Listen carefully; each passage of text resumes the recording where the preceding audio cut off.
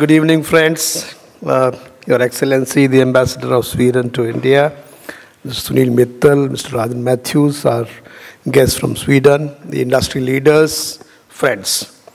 It's indeed a privilege and pleasure for me to speak to you on a topic which is so dear to me personally.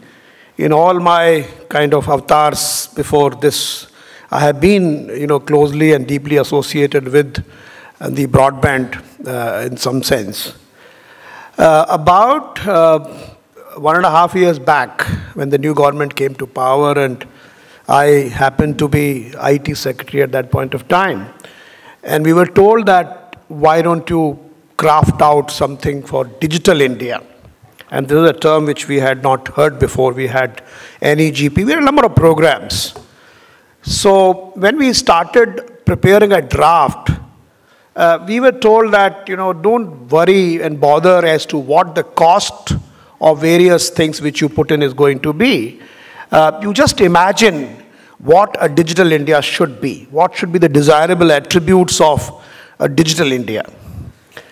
And we started, drafting out, and we had a number of drafts. And believe me, starting with the first draft, broadband as a utility to citizens was the first point in every draft we prepared.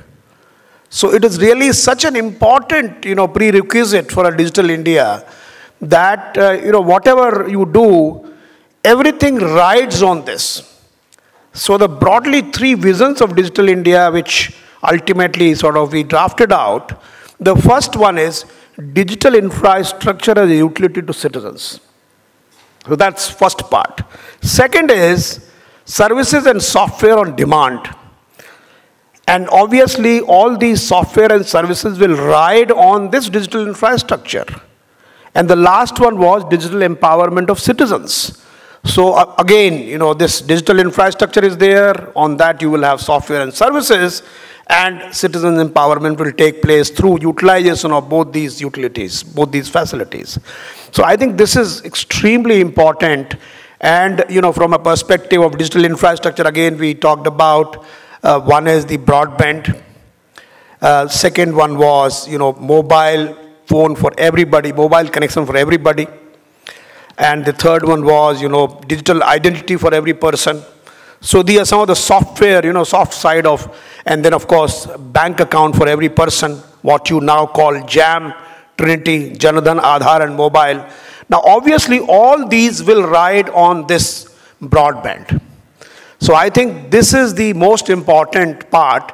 And the second one, which is the, mobile connection for everybody, I must say at this forum that we are indeed proud and we take pride in the fact that India today has 1 billion plus mobile connection, and all of you gentlemen deserve credit for that achievement to happen. And one most important part is not only that you have connected the entire country. I mean, 1.3 billion is the population, and there are 1 billion phones. So more or less every citizen of this country has an access to a mobile phone. And of course, the smartphones, I am told, are growing at the rate of 25 million per quarter. So what we are seeing is a huge growth in mobiles becoming a tool of empowerment, of doing digital transactions. So that's a real credit. And what is most important is that India has one of the most affordable rates in the entire world. That's another real achievement which you gentlemen have achieved.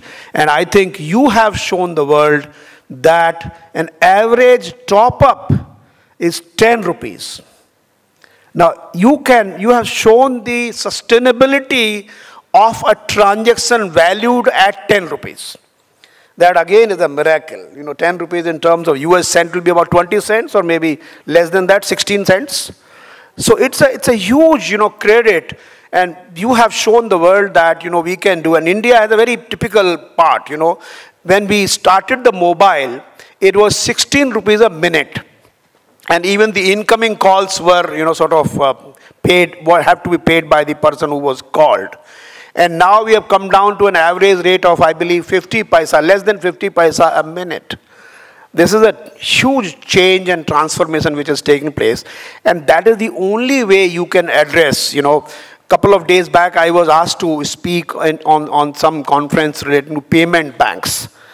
And I prepared a presentation which was basically saying digital banking. But then I added another term to it. It was frugal digital banking.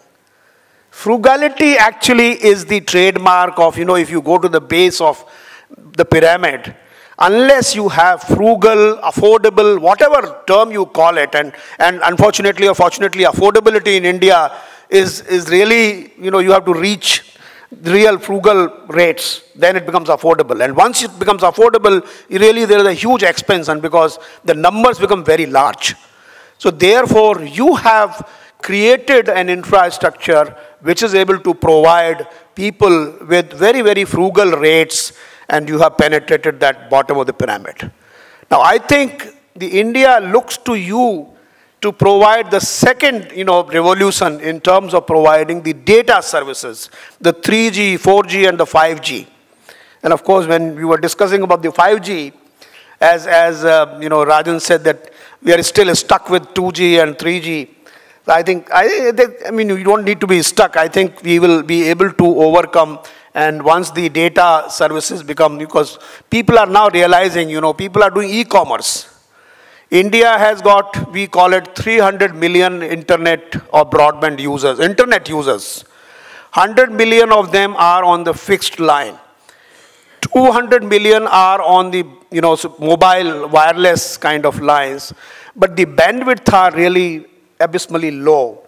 And we need to really create systems where all the other, these 200 million also start enjoying the fruits of a very high speed connectivity.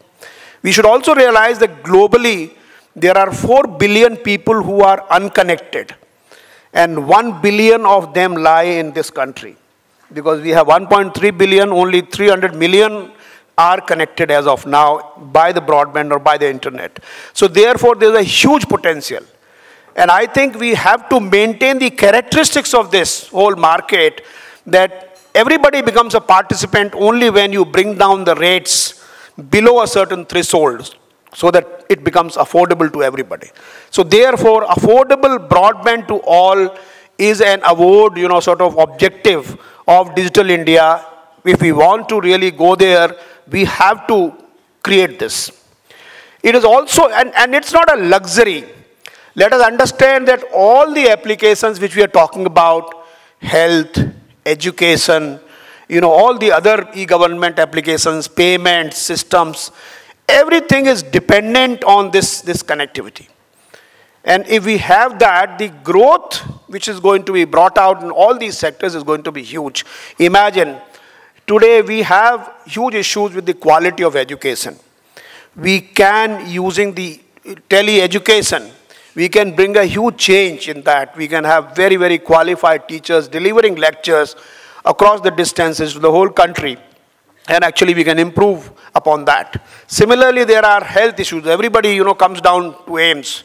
People from Bihar, Jharkhand, all poor people, they come down to this place, AIMS. And, it becomes very difficult. If you have this telemedicine system going down to the villages with huge, video, good quality video, I think the whole, it will solve a huge problem of health-related issues. So I think there are large number of applications which are waiting to happen if we make this broadband revolution a reality and a success. So, and I'm really looking forward to that. Let's also understand a typical, from my perspective, what I feel is that in America, for example, I'm told that 50% of the broadband is provided through the wireline. Either it is cable or it is through the telephone lines.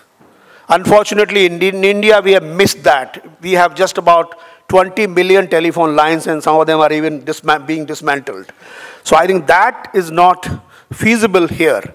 However, we still have about 100 million people connected on the, cable TV is reaching 100 million homes.